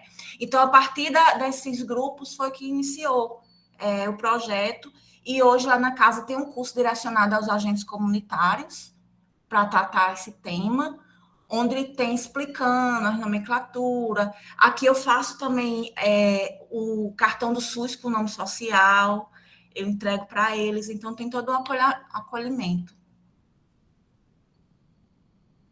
Carla, e aí, assim, eu vou comentar de Janice já, mas, assim, até, assim, te colocar o acolhimento também da tua fala, né, que eu imagino quão desafiador seja tentar trabalhar com essa temática no interior do Nordeste, né? Quando a gente estava trabalhando em Cajazeiras, né, que é no sertão da Paraíba, é muito difícil, né? São muitos desafios, mas aí por isso eu te digo, procure as parcerias, né? Lá a gente teve, por exemplo, eu lembro que alguns estudantes me procuraram para orientar um trabalho de conclusão de curso sobre o acesso da população LGBT aos serviços de saúde na cidade, né? Alguns meninos ficaram mobilizados com isso e a gente foi fazer essa discussão, essa pesquisa, né? E aí essa pesquisa desenrolou, por exemplo, em fazer grupo focal com unidades de saúde, com equipes de saúde, né? E lá, especificamente, se fez algumas parcerias com o movimento social relacionado à população LGBT, que tinha uma organização própria lá, né? Então, eu acho que nos interiores, por vezes, a gente vai ficar nessa queda de braço entre política pública, entre a demanda, a cultura trazendo, assim, de uma forma, vamos dizer assim, talvez, assim, mais... é uma cultura mais tradicional, né? Então, é mais fácil, às vezes, para alguém, né, encontrar a sua turma numa cidade como Recife, por exemplo, do que numa cidade do sertão, né? E as violências são outras. E a população LGBTQIA+, viveu muitas violências durante a pandemia, né? Também porque a pandemia fez todo mundo ficar em casa. E, por vezes, em casa é onde acontece a maior parte das violências a essa população, né? Então, eu acho que esse movimento que você está fazendo, né, de se articular com o ambulatório LGBT, né, de se articular com outros parceiros, eu acho que é por aí mesmo, né? Se você encontrar movimento social referente a isso, ou fomentar, já que vocês fizeram a escuta da população, né?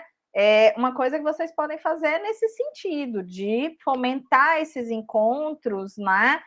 Articulação com outros movimentos, né? Que seja de Natal, que seja enfim, de outro lugar próximo, né? Que possa colocar essa população, esses jovens, enfim, né, em contato com o movimento organizado e que eles possam se organizar também, para que eles também sejam protagonistas, né? E que isso vai fortalecendo o teu papel enquanto profissional de saúde. Então, a gente vai estando também em lugares diferentes, né? Que foi um pouco o que, com a criação do núcleo da Marcha Mundial das Mulheres lá no sertão da Paraíba, a gente conseguiu. Então, tinha coisa que a gente ia estar...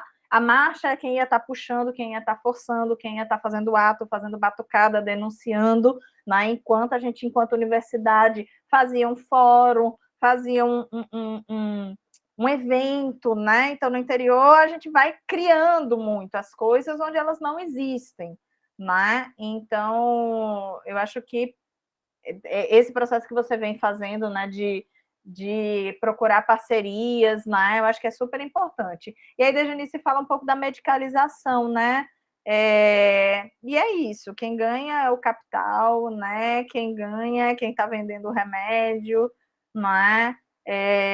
Quem está um pouco aí nessa linha de cuidar, nessa linha de produção, eu acho, né? Não é nem linha de cuidado. Então, e não necessariamente o trabalhador, ele está consciente de todo esse processo do papel que ele tem, né? E ele está fazendo isso por vamos dizer assim, uma coalizão com isso, né? Imagina, eu que sou prescritora, né?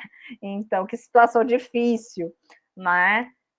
Mas eu acho que num primeiro ponto a gente tomar consciência dessa quantidade de interesses que estão conflitando nisso e tentando na nossa prática, né? E superando um pouco, pensando a respeito disso, e isso não é um processo finito, né? Não é um processo estanque, a gente vai fazendo o tempo todo isso.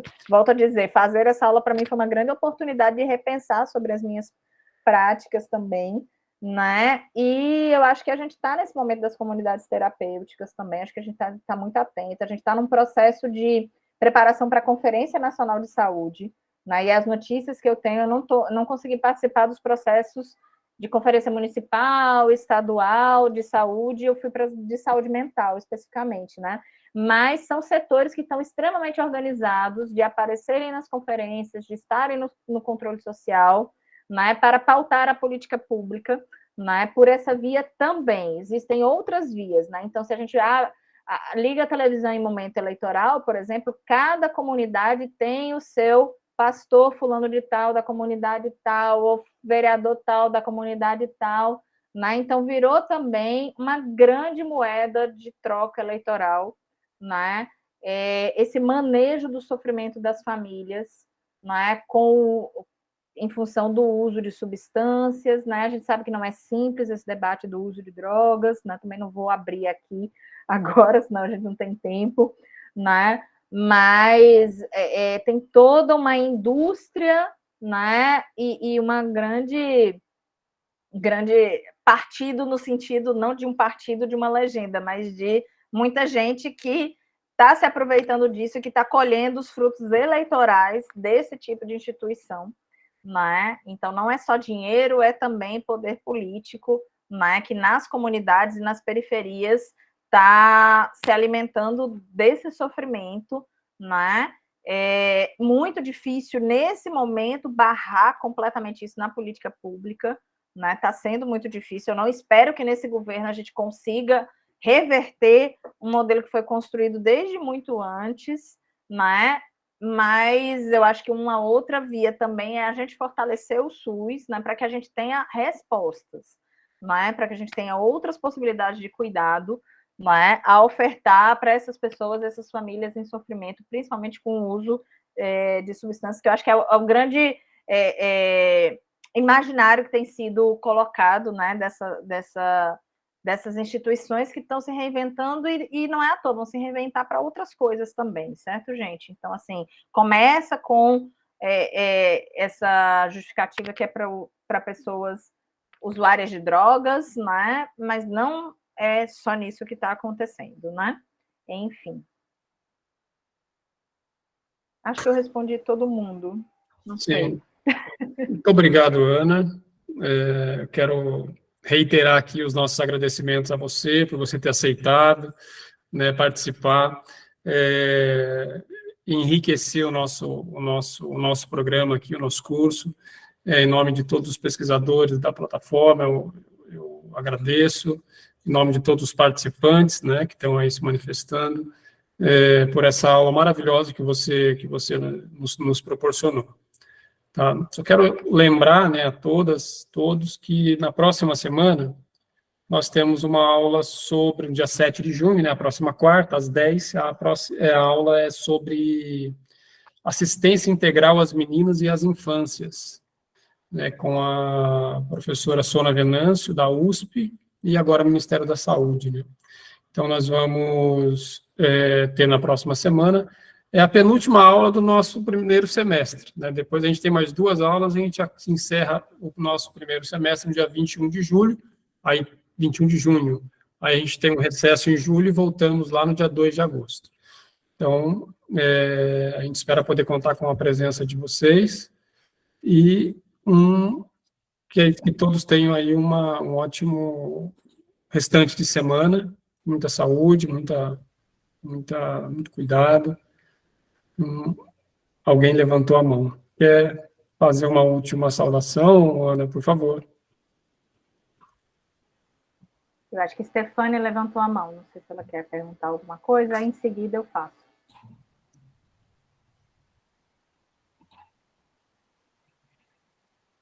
Ou então não. Acho que talvez ela fosse fazer alguma... Pode ser. Mas, Stefânia, se você for falar, você pode abrir seu microfone. Bom dia. Bom dia. Tudo bem? Meu nome é Stefânia, sou graduando do curso de Saúde Coletiva, e esse semestre a gente teve a aula da disciplina de Psicologia, né? E onde eles trouxeram umas abordagens sobre a RASP e a CASP. Só que eles também têm uma grande dificuldade, principalmente na rede primária, aqui no nosso estado de Mato Grosso, que a gente não tem essas assistências, né? Que pela reforma era para ter essas assistências. E aí acaba só acontecendo o quê? Colocando essas pessoas em casa de apoio para eles e não tendo assistência adequada como tem esse direito pelo SUS. E aí há uma dificuldade também de profissionais de ter esse atendimento, principalmente pela área da enfermagem, né, que é onde faz os atendimentos junto com os outros profissionais. Só que o que a gente vê é que, assim, o contexto que a gente compreende é que começa desde o ambiente familiar, né? De procurar a sua assistência. E uma coisa que a gente questiona muito é isso, é essa falta de informações, principalmente para o meio familiar, que eles não têm essas informações sobre como proceder com uma pessoa que tem esse tipo de casos dentro de casa, que precisa dessa assistência. E aí acredito que é só através da medicação que possa resolver o problema, né? Só que o contexto é bem mais amplo que isso, né? Acho que é isso, né, Stefânia, que várias falas trouxeram, né, essa dificuldade, que enquanto trabalhadoras do Sistema Único de Saúde, a gente vem vivenciando, houve perda de financiamento, houve aumento de demanda, houve mais cansaço de quem está na ponta trabalhando, né, e eu acho que isso se reflete nessa dificuldade de assistência que a gente tem, e as famílias continuam no sofrimento, né, e vão reproduzir, né, o cuidado que conhecem, né? Então, se só for ofertado um cuidado manicomial, elas vão reproduzir dentro de casa, né? Então, quando eu trabalhava no interior da Paraíba, e já vi isso aqui em Recife também, as famílias reproduzem cárceres dentro de casa, né? Grade, né? Cimenta a cama, né? Tranca, né, se esse for o modelo que for ofertado. Então, eu acho que a primeira coisa é a gente, enquanto trabalhadoras, né, e trabalhadores, né, pressionar o poder público para que a gente volte a ter investimento no SUS, para que a gente volte a ter capacitação, educação permanente, não é? Para que a gente possa, do lugar que a gente faz o atendimento, a gente ter o acolhimento adequado, porque senão também é um cansaço enorme que é quase que enfim, um martírio, né? Estar tanto tempo, né, nadando contra a maré, né? Então, acho que a gente tem que mudar essa maré um pouco, né? Realmente. E eu acho que a gente tem possibilidade de fazer isso, sim, certo? E aí, assim, já fazendo meus agradecimentos, mais uma vez agradecer o convite, agradecer a oportunidade de estar com vocês, né? A escutar a experiência de vocês, né? A gente poder ter essa revitalização também, né? Do SUS que funciona, né? Da assistência social que funciona, das pessoas estarem aqui comprometidas, né? Querendo compartilhar, né? Então, queria agradecer, estou aqui disponível, viu, Davi? Né? Então, acho que é isso, e aí uma boa semana para todas nós.